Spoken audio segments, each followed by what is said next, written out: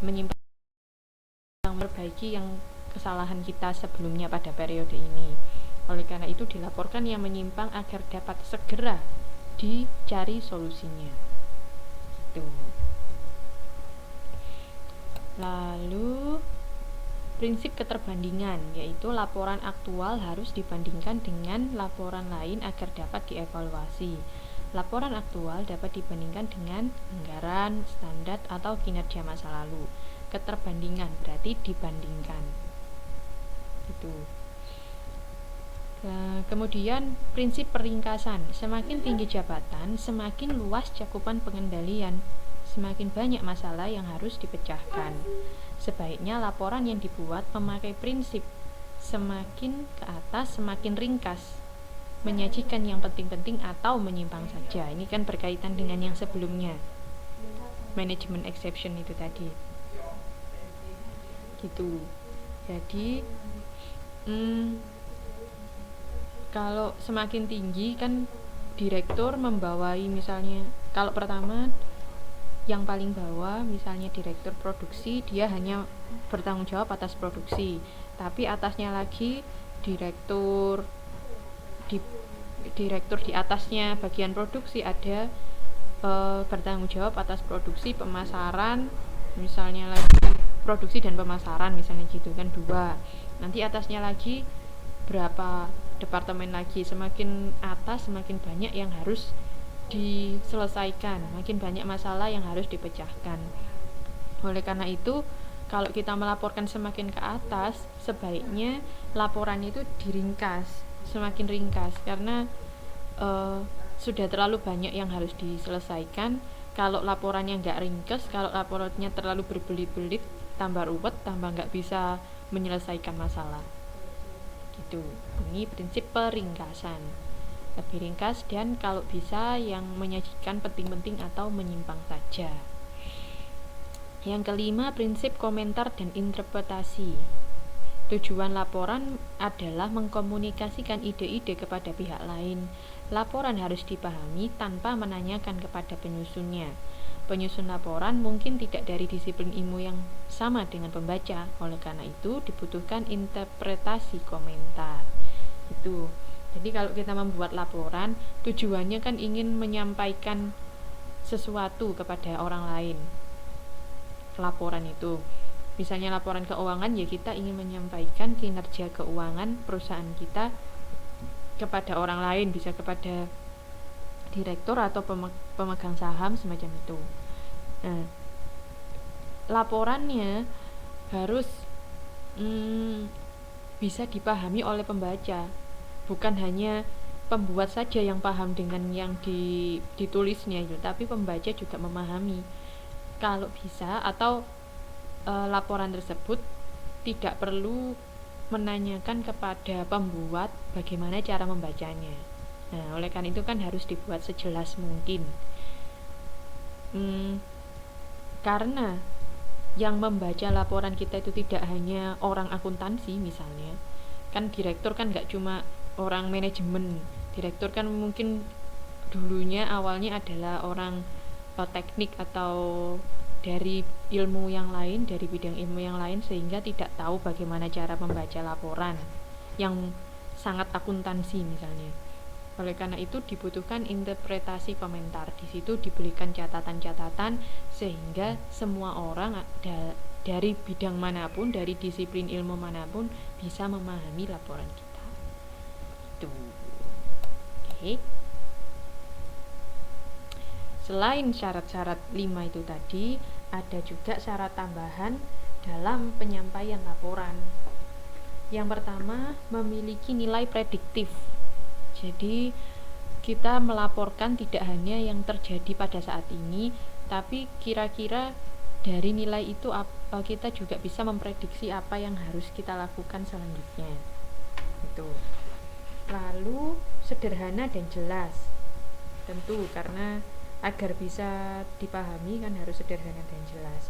Kemudian menggunakan bahasa yang dapat dimengerti, tentu saja. Yang keempat, menggambarkan hal yang sebenarnya. Harus ya yang sebenarnya. Tadi kan sebelumnya sudah kita bahas bahwa yang disajikan adalah jujur yang sebenarnya, intinya gitu. Kemudian menyajikan hal-hal yang penting dan urgent. Ini terutama jika kita ingin menyelesaikan suatu masalah, macam itu. Terus lampiran disesuaikan dengan jabatan pembaca. Jadi kalau tadi kan semakin ke atas semakin ringkas. Jadi misalnya ada lampiran-lampiran, ya disesuaikan kira-kira yang butuh lampiran yang mana kita lampirkan. Kalau misalnya di bagian yang bawah, misalnya di bagian produksi saja, itu lampirannya harus dilengkapi misalnya, karena pada bagian itu laporan harus detail gitu. Kemudian laporan harus bersifat penting. Kalau nggak penting kenapa dilaporkan? Ngabis-ngabisi waktu, ngabis-ngabisi uang, tenaga, dan lain-lain. Jadi yang penting-penting saja, harus bersifat penting. Kemudian biaya pembuatan laporan diusahakan seefisien mungkin gitu. Terus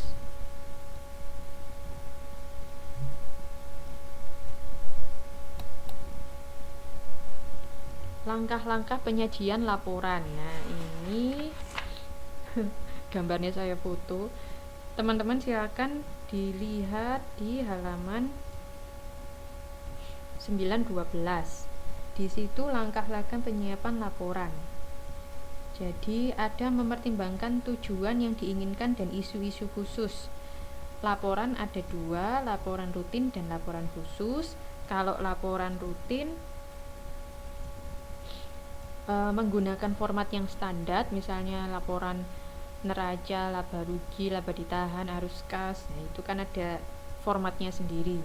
Ada format standar, pendahuluan yaitu ringkasan garis besar, kemudian pokok-pokoknya, baru kemudian diskusi dan komentar ketika dapat diaplikasikan. Kalau laporan khusus menggunakan format yang relevan, yaitu disesuaikan dengan apa yang mau dilaporkan, dengan bidang yang mana, semacam itu. Pendahuluan pernyataan isu-isu, jadi mana isu yang mau dibahas. Kemudian melakukan pendekatan analitik atau melakukan analisis mengenai isu tersebut. Kemudian pokok-pokok baru kemudian menjadi pokok-pokok atau highlights, lalu didiskusikan dan diberi komentar. Siapkan analisis pendukung ketika mencukupi. Di sini nanti ada implikasi, saran alternatif, dan rekomendasi. Nanti menghasilkan itu semua. Oke. Ini mengenai gambar 9.1. Sekarang sampai di sini ada yang mau ditanyakan?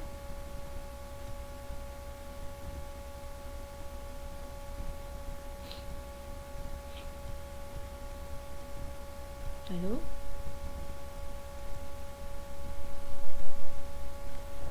Jelas ya? Kalau gitu saya lanjutkan ke jenis-jenis laporan. Pertama adalah laporan perencanaan. Ada laporan perencanaan jangka pendek, ada laporan perencanaan studi khusus jangka pendek atas suatu segmen, ada laporan perencanaan jangka menengah dan panjang. Kalau laporan perencanaan jangka pendek, korporasi atau divisi disusun secara reguler, tidak lebih dari 1 tahun, karena dia jangka pendek. Contohnya laporan estimasi laba dan biaya, kemudian aliran kas dan kondisi keuangan. Biasanya kan memang dibuat tahunan. Itu. Lalu laporan perencanaan studi khusus jangka pendek atas suatu segmen, menyajikan segmen tertentu atau masalah-masalah tertentu yang membutuhkan perhatian manajer. Contohnya laporan distribusi,